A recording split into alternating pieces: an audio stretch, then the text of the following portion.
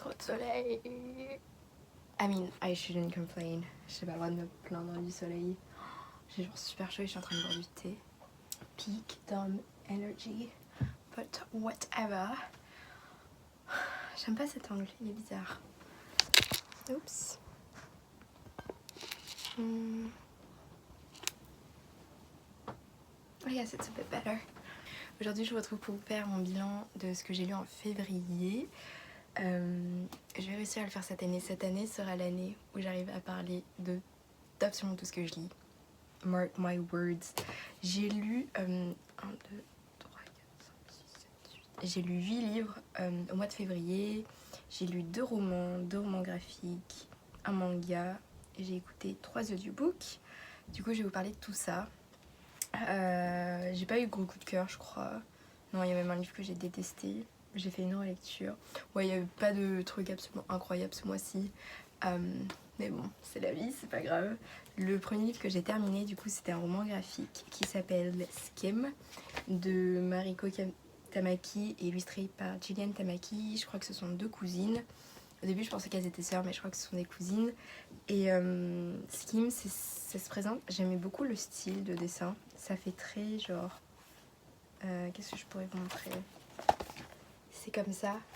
Et je cherchais en fait des romans graphiques à lire. Et Skim, c'est un livre que j'avais beaucoup vu passer il y a longtemps. Et du coup, ouais, j'en avais beaucoup entendu parler. Et du coup, là, quand je l'ai vu à la médiathèque, je me suis dit... Why not get it and read it? Donc Skim, c'est le surnom d'une jeune fille qui s'appelle Kimberly. Et c'est un jeu de mots vu qu'elle est grosse, vous voyez, du coup elle s'appelle Skim. Et en fait Kimberly, elle est déprimée, elle est pas bien dans sa peau, pas bien dans sa vie. Et du coup voilà, on la suit juste pendant un épisode à l'école. Et j'aimais bien parce que ça se présentait sous forme de journal intime. Et donc en fait c'était genre Dear Diary, blablabla. Bla bla bla. Et c'est comme ça que souvent les chapitres commençaient. Du coup j'avais bien aimé. Après il se passe pas grand chose et en soi c'était pas un problème. Enfin, un plot n'est pas nécessaire. Mais c'était juste que... Genre il y avait un truc qui s'est passé, genre notamment avec sa prof. Je comprenais pas l'intérêt. Et ça m'a mis super mal à l'aise. Et du coup je voyais pas l'intérêt d'avoir mis ça. Et ouais, je sais pas, regardez cette page. Mais ce que j'aimais bien du coup c'était un peu... Il y avait des phrases que j'avais trouvées super belles. Il y avait des réflexions hyper intéressantes du coup sur la dépression, sur la vie, ce qu'on attend de la vie, et que faire si on ne sait pas quoi faire justement. Et ouais, je sais pas, c'était un peu une déception, mais il y avait aussi genre c'était pas mauvais, vous voyez, il y avait juste genre tout le plot avec la prof, j'ai pas trop compris. Mais du coup voilà, c'était le premier truc que j'ai lu le mois dernier. Ensuite j'ai lu un livre que je voulais trop lire, je suis trop contente de l'avoir lu. C'est Clara and the Sun de Kazuo Ishiguro. Alors en fait je pensais que c'était le livre qui avait gagné le prix Nobel de littérature, mais c'était pas ça, c'est juste le premier livre que Kazuo Ishiguro a publié après avoir gagné le prix. Et donc en fait quand il est sorti, forcément c'est un livre qui avait été mis en avant dans toutes les librairies. Falls a fait genre une énorme vitrine et tout ça pour ce livre. Et du coup je voulais trop le lire, surtout que je savais que ça parlait de AI, d'intelligence artificielle. Et du coup dans ma tête ça s'apparentait un peu à une dystopie. Je pense que j'en attendais un peu trop de ce livre. Genre oui c'était sur les intelligences artificielles, mais c'était très genre simple comme plot. C'était pas du tout, il y avait pas de... Comment l'expliquer ? Il y avait pas genre de réflexion très profonde. Alors que c'est ce que j'aurais voulu. Et ça m'étonne parce que Kazuo Ishiguro normalement il écrit des trucs plutôt profonds. Enfin moi en tout cas dans le dernier livre de lui que j'avais lu, je sais plus ce que j'ai lu lui, A Pelvis of Hills, genre j'avais trouvé que c'était hyper intéressant justement toute la réflexion qu'il avait sur les souvenirs et tout ça. Et là en l'occurrence enfin forcément c'est quelqu'un qui n'a pas de souvenirs. Et c'est intéressant parce que... Est-ce que j'ai dit de quoi ça parle ? Non.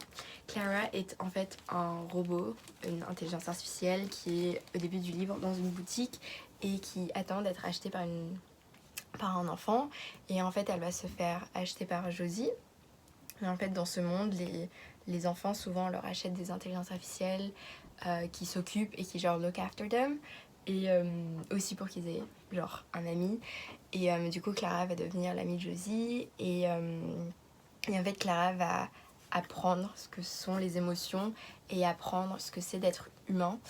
Et après il y a tout un plot avec Josie forcément. Je sais pas, j'ai trouvé juste qu'il me manquait un truc pour que ce livre soit vraiment fort comme lecture.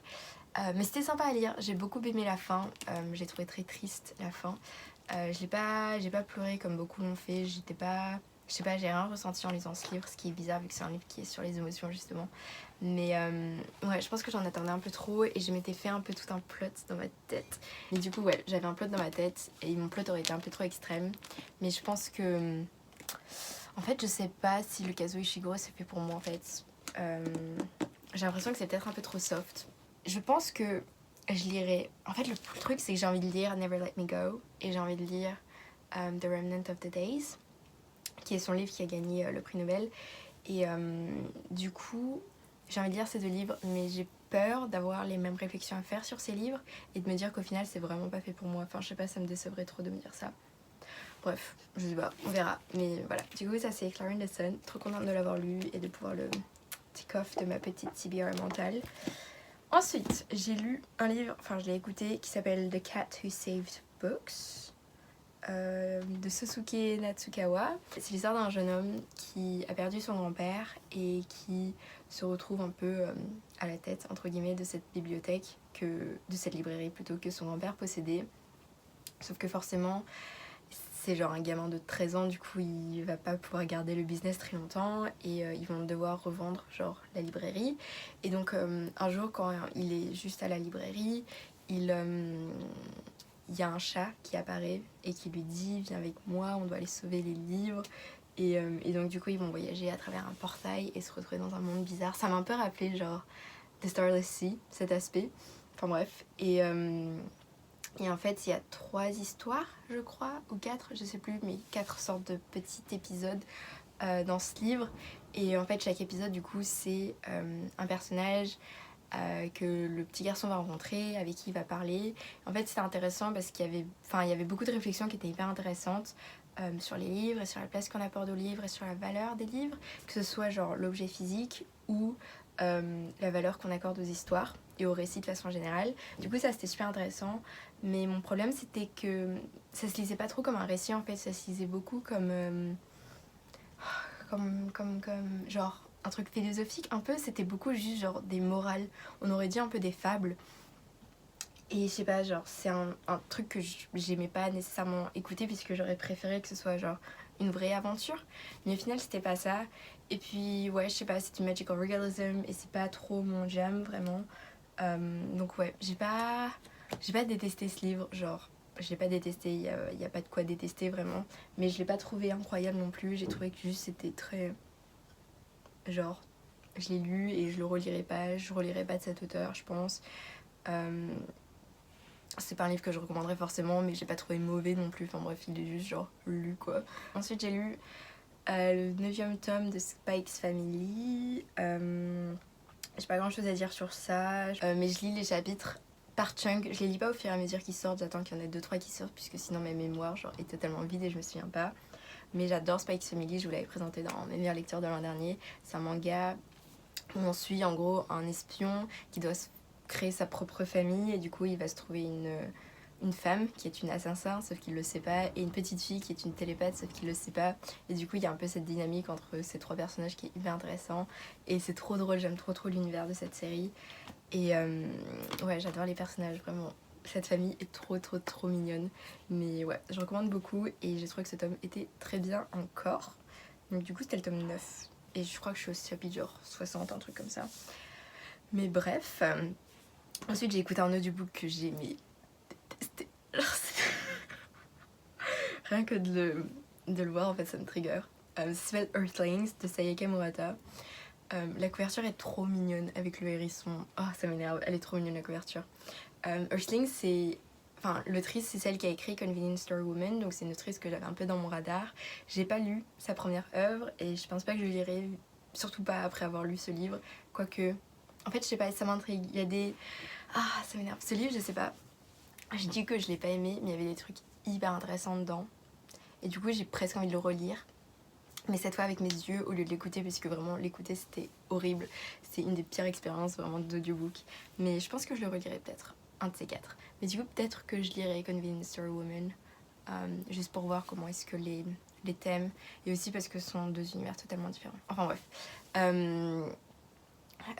Ouais, c'est un livre que je voyais souvent quand j'étais en librairie, et je trouvais la couverture trop mignonne, et du coup ça m'intriguait beaucoup. J'avais jamais lu le résumé, je savais pas de quoi ça parlait. Et puis l'autre jour, j'ai vu qu'il était... un jour, j'ai vu qu'il était sur Libby, et du coup je l'ai pris et j'ai commencé à l'écouter. Je me suis dit, il est pas long, c'est un livre que je voulais quand même lire, why not. L'histoire est trop bizarre, je vais essayer de l'expliquer, je m'en souviens plus trop vu que mon cerveau a un peu genre trié les informations. Mais c'est l'histoire d'une jeune fille, genre toute petite, on va les suivre du coup quand ils grandissent, mais au début du livre elle est toute petite, qui est persuadée d'être une alien. Et en fait sa peluche, là, le petit hérisson sur la couverture, je sais plus comment il s'appelle, genre Pompelo, un truc comme ça, enfin bref c'est un nom hyper long qui est genre Pompelo Pompom. Elle est persuadée que lui, genre, il a des pouvoirs magiques et que c'est lui qui l'avait ramené genre sur Terre, un truc comme ça. Et en fait, il y a son cousin Pew, whatever, qui est persuadé de la même chose, en fait, d'être lui aussi un alien. Et voilà, ils sont persuadés que leur place n'est pas d'être sur Terre et qu'un jour, il va se passer un truc qui va leur amener genre sous leur vraie forme, blablabla. Et on va les suivre plus tard dans la vie adulte. La fille, elle est mariée à quelqu'un. Et en fait, elle n'aime vraiment pas son mariage, c'est juste vraiment un mariage de convenience, je sais pas comment on dit, un mariage de genre un peu arrangé quoi. Et ouais, elle est pas heureuse dans son mariage, elle est pas heureuse dans sa vie. En fait, le livre, il est écrit d'une manière genre tellement détachée de l'histoire. Je sais pas comment l'expliquer, mais t'as l'impression que les personnages n'ont aucun genre sentiment tout au long du livre. Enfin bref, c'est trop bizarre. Mais du coup, on la suit plus tard à l'âge adulte, elle est malheureuse et tout ça, et elle va retrouver son cousin, ils vont se mettre ensemble, genre il y a littéralement de l'inceste. Et le livre finit par du cannibalisme. Ce livre est trop bizarre, genre je sais pas comment l'expliquer, je sais pas comment le classer, je sais pas quoi en penser. Le problème c'est que c'était bizarre et que j'ai détesté puisque vraiment c'était une hyper mauvaise expérience à écouter, à lire, mais il y avait des réflexions qui étaient trop intéressantes. Après l'avoir lu, j'ai commencé à lire des articles et tout dessus, et ça m'a fait encore plus réfléchir en fait à ce que j'avais déjà trouvé intéressant. Il y a une réflexion super intéressante sur la place de la femme, forcément. C'est une femme japonaise qui a écrit ce roman, et au Japon et en Asie de façon générale, la place de la femme c'est genre... pas vraiment de place quoi. Et du coup t'as toute cette réflexion sur la femme, sur les attentes que la société a de la femme. Dans le livre, en fait, le personnage principal, Natsuki, elle est persuadée d'être un alien, mais elle a aussi eu un trauma qui fait qu'en fait, elle est détachée de tout. Et donc, par exemple, la société, la vraie vie, entre guillemets, elle appelle ça genre The Factory. Et elle refuse en fait de se conformer au fait que les femmes doivent se marier, les femmes doivent trouver un travail, les femmes doivent avoir un enfant, doivent juste s'occuper du foyer. Ben non, doivent pas se trouver un travail justement, mais doivent s'occuper du foyer, enfin de la famille et du foyer, blablabla. Et elle refuse de se conformer à ça parce que elle est un alien. Mais si t'enlèves du coup l'aspect alien, c'est juste une réflexion qui est super intéressante. Et il y avait des phrases vraiment dans le livre qui étaient trop belles.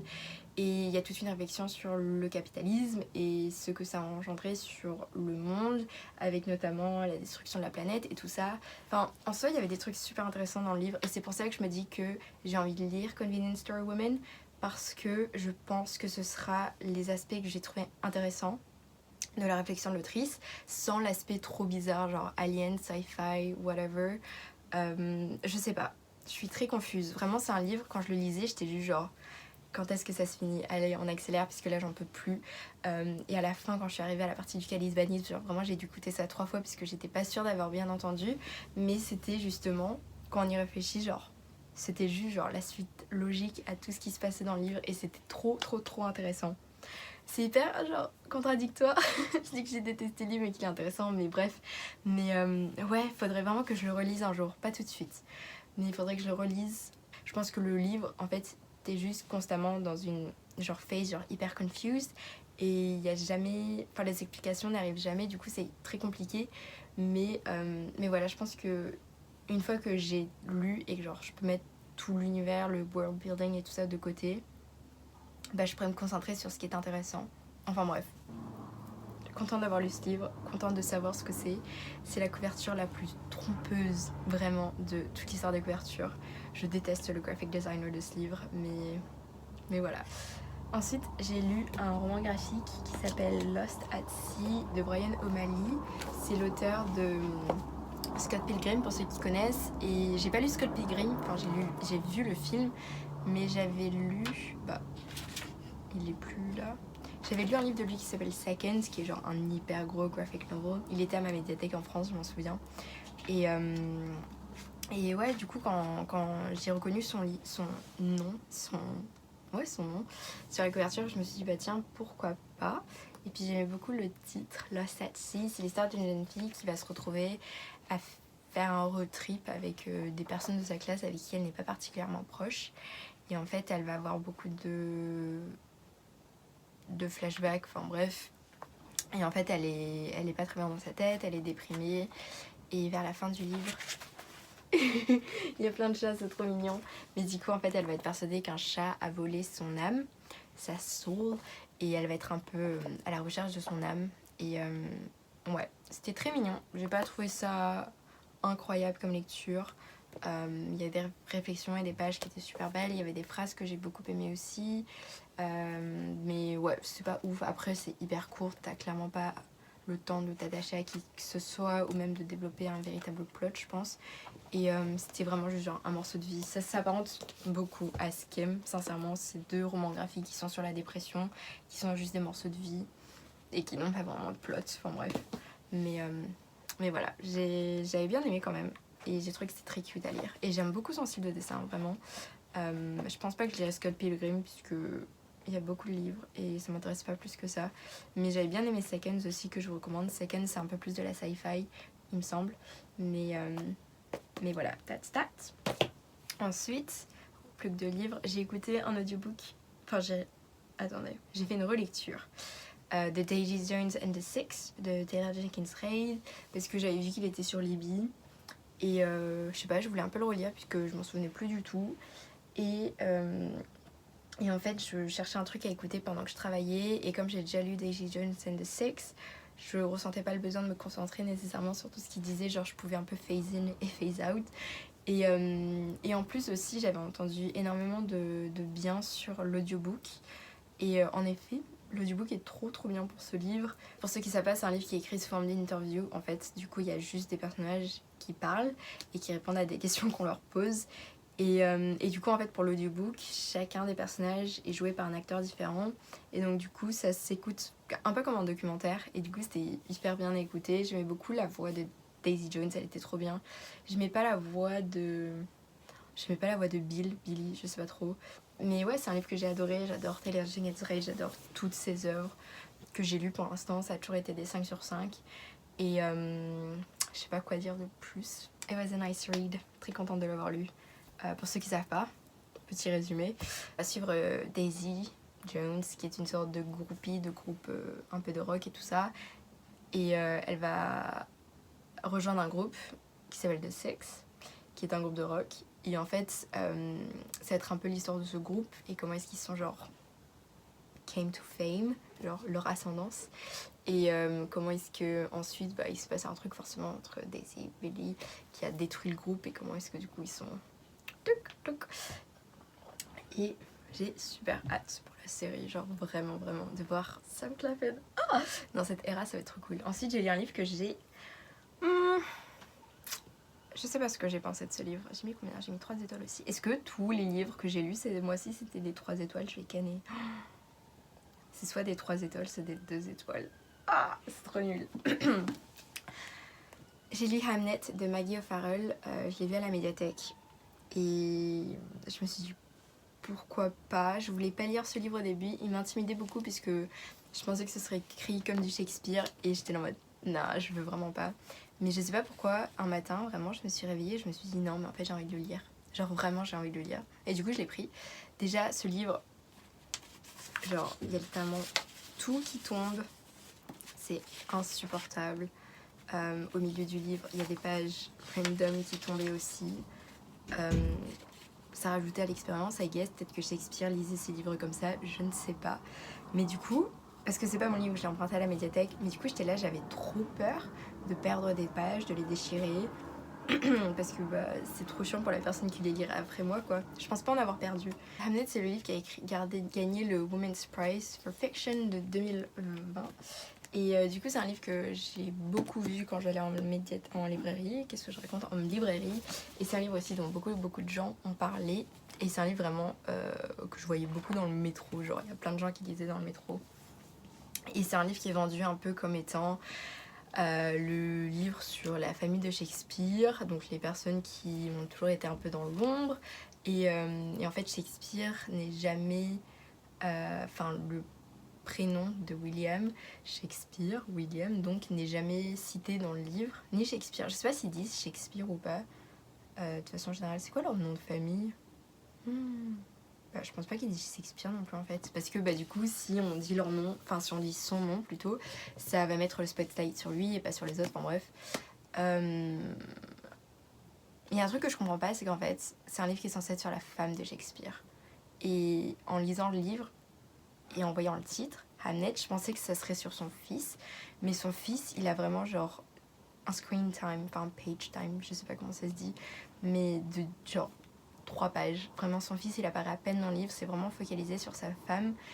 Et, et du coup, je comprends pas pourquoi est-ce que c'est le nom du fils sur le livre. Enfin, si c'est censé être... Bro, les avions, j'en peux plus. Et juste, genre... Je comprends pas parce que le but du livre, c'était de mettre du coup en lumière, je suppose, la femme de Shakespeare, mais pourquoi est-ce que le titre du livre, c'est son fils, vous voyez? Enfin bref. C'est un truc sur lequel j'étais confuse pendant tout le livre. Ce livre n'a pas de plot. J'aimais bien l'ambiance, genre ça fait ambiance un peu, pas Moyen-Âge, mais vous voyez un peu l'ambiance Shakespeare quoi. Du coup c'était cool parce que je pense pas avoir lu énormément de livres qui se passaient à cette époque. Et c'était cool genre juste d'avoir les backgrounds des personnages. Je sais pas à quel point est-ce que tout est genre fact-checked. Du coup je sais pas si c'est genre vrai ou pas tout ce qui a été écrit. Mais ouais, je sais pas. J'ai bien aimé. En soi, genre ça se lisait super vite, ce qui était agréable. Donc je peux pas dire que genre j'ai détesté le livre puisque bah j'ai pas passé un mauvais moment. Je me disais juste genre et alors, parce qu'en fait il y a pas de plot, enfin tu lis juste le livre et t'arrives à la fin et tu te dis et alors. Le plot c'est censé être genre le fils de Shakespeare qui meurt et donc en fait pendant tout le livre t'es là en mode oh mon dieu comment est-ce qu'il meurt, I'm really confused. Et puis ensuite il meurt et genre la façon dont il est mort c'est très nul, genre il y a pas d'explication. Et genre, je sais que historiquement, il n'y a pas d'explication non plus, mais je sais pas, l'autrice, elle aurait pu trouver un truc, ouais, c'est de la fiction quand même, il faut le rendre intéressant. Mais non, il y avait juste genre cet échange trop bizarre. J'ai vraiment pas aimé, du coup, ça donnait un aspect un peu genre magique au livre, et j'ai trouvé que c'était dommage. Mais ouais, genre, enfin, je sais pas, il se passe juste rien en fait dans ce livre. J'ai l'impression qu'il y a plus de flashbacks que de moments à l'instant présent, et donc du coup, en fait, c'était plus genre sur les origines plutôt que sur ce qui se passait vraiment. Je sais pas, je trouve que ce livre a un problème de pacing et un problème de marketing et un problème de... en fait, elle savait pas ce qu'elle voulait faire avec ce livre, à mes yeux en tout cas. Après, voilà, je ne suis absolument personne, hein, mais c'est vraiment un ressenti que j'avais. Et donc en fait, bah, du coup, genre, j'ai pas passé un mauvais moment, mais je sais pas, j'ai absolument rien à dire en fait sur ce livre. Je sais pas, c'est bizarre. À part le fait que j'ai pas aimé la mort de Hamnet, parce que j'ai trouvé ça très nul et très lazy et très... Ouais. Mais après ça, genre j'ai aimé, juste il se passait rien quoi. Genre les vibes étaient là, c'était agréable, mais il se passait rien. Ouais. Je sais pas. Heureuse de l'avoir lu en tout cas, parce que maintenant quand je le verrai, et quand je verrai quelqu'un d'autre le lire, je saurai de quoi il parle et je ne me sentirai plus genre attirée par ce livre. Ouh. Anyway, je crois que c'était tout. Il y a ce livre. Est-ce que... Non, je vais le garder pour le mois prochain, puisque techniquement je l'ai fini en mars. Mais je voulais le finir en février. Et j'avais mal calculé, puisque j'ai oublié que le mois de février n'avait que 28 jours. Du coup, je l'ai fini en mars, lui, je l'ai fini en février. Mais c'est pas grave, je le garderai pour le mois prochain. That's all, ce que j'avais à dire. Je vais aller commencer ma journée maintenant, puisqu'il est 11h30. Et ouais, c'est tout. Dites-moi ce que vous avez lu ce mois-ci, si vous avez eu de gros coups de cœur et fait d'énormes découvertes. Ça m'intéresserait beaucoup. Et je vous souhaite une bonne journée et je vous fais de gros bisous. Ciao!